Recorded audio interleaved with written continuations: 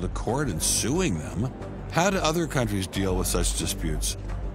Dr. Marcy Giertuk, a population geneticist who now represents Poland in the European Parliament, was able to shed some light on this topic. The censorship of teaching criticism of evolution is and always was much stronger in, say, in your country, in the United States, than it ever was in Poland. Why? Why would the censorship? That is because you have a political correctness in your country. These issues are brought to court, and the court says what you can and what you cannot teach. We want to know what you teach, what books you use, how you teach it. We never had that sort of way of deciding scientific issues in Poland. We never had the courts involved. So you are saying that as far as the teaching of science is concerned, Poland is freer academically than the United States? I think in this particular issue of evolution, I think this is true. But how effective are the courts in deciding such matters? What about the general idea that intelligent design is doomed as a result of several recent legal setbacks? I think court cases don't decide anything. I mean, if you look at the Scopes trial, who won that trial? It wasn't the evolutionists. I mean, it was the Tennessee law was upheld, barring evolution. And yet, in the popular imagination, Scopes is the hero. Inherit the Wind, that movie, which is really bogus history based on the Scopes trial, has carried the day. These issues go much deeper than any decision by a judge. The evolution debate does seem to run much deeper than the courts, much deeper even than science. To generate this level of hostility, ID must threaten something at the very core of the Darwinian establishment. The entire globe is today the site of a momentous conflict. It is the challenge of ideas.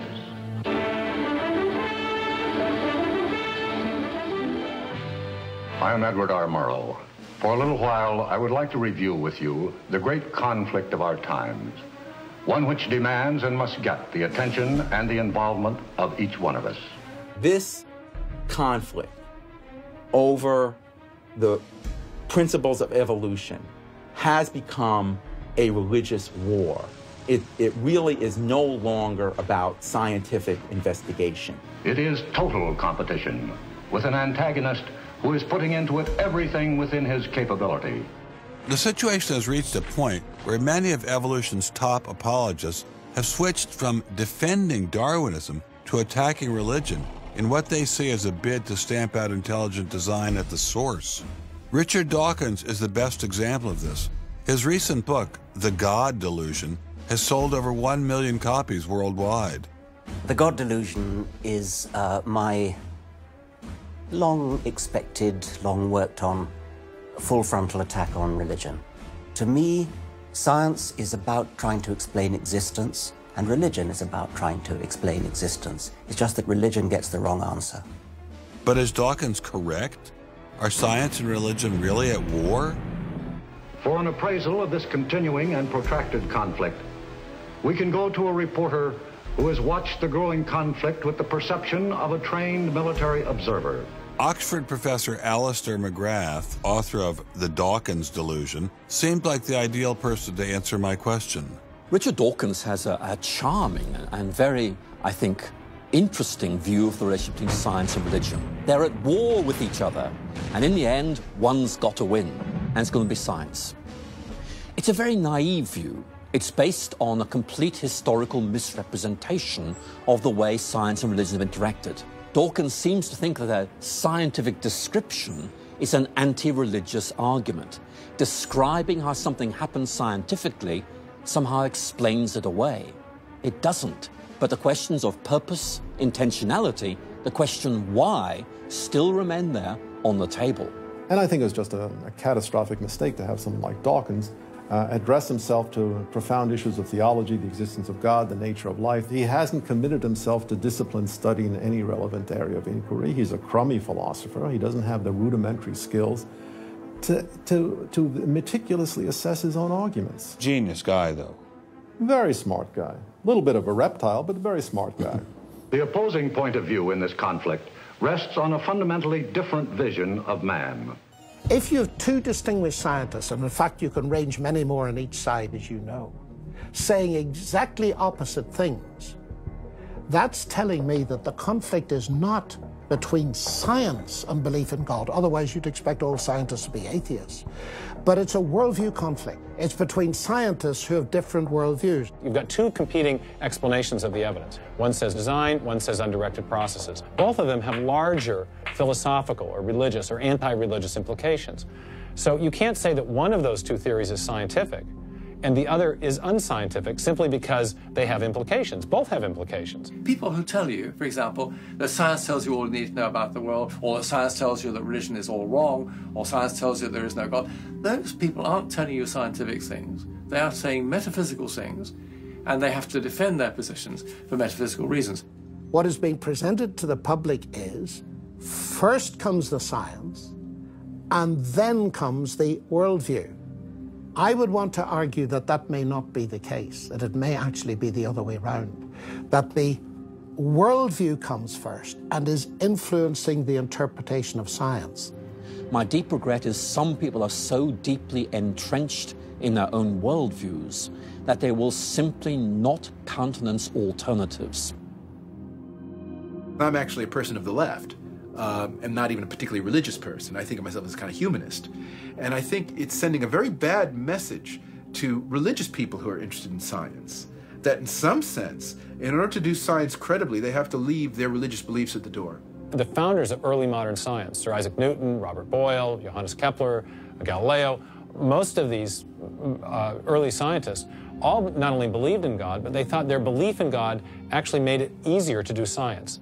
You can be religiously motivated and you can do good science. And they have more often gone together than not gone together. Admitting our biases is the best way towards rational discussion, which I would welcome. Rational debate is a nice thought, but it's nearly impossible in the current climate. I'd seen the chilling effect that this unquestioning devotion to Darwinism has had on science, but were there other consequences? No gods, no life after death, no ultimate foundation for ethics, no ultimate meaning in life, and no human free will are all deeply connected to an evolutionary perspective.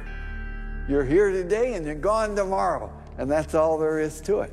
Dr. Will Provine, professor of the history of biology at Cornell University, gave us another disturbing glimpse into where Darwinism can lead. Oh, I was a Christian, but I never heard anything about evolution because it was illegal to teach it in Tennessee. Dr. Provine's first biology professor changed all that. He started talking about evolution as if it had no design in it whatsoever. And I came up to him and I said, "You've left out the most important part." And he said, "If you feel the same way at the end of one quarter, I want you to stand up in front of the students in this class and tell them this deep lack in evolution." And I read that book so carefully, and I could find no sign of there being any design whatsoever in evolution. And I immediately began to doubt the existence of a deity. But it starts by giving up an active deity, then it gives up the hope that there's any life after death. When you give those two up, the rest of it follows fairly easily. You give up the hope that there's an imminent morality. And finally, there's no human free will. If you believe in evolution, you can't hope for there being any free will. There's no hope whatsoever of there being any deep meaning in human life. We live, we die, and we're gone. We're absolutely gone when we die. Dr. Provine is no stranger to the prospect of death. Nearly a decade ago, he was diagnosed with a large brain tumor. Let's suppose my tumor comes back, as it almost certainly will. Well, I'm not going to sit around like my older brother did last year, and he was dying of ALS, Lou Gehrig's disease. He wanted desperately to die, but we couldn't help him die. I don't want to die like that. I'm going to shoot myself in the head long before then. I'm going to do something different.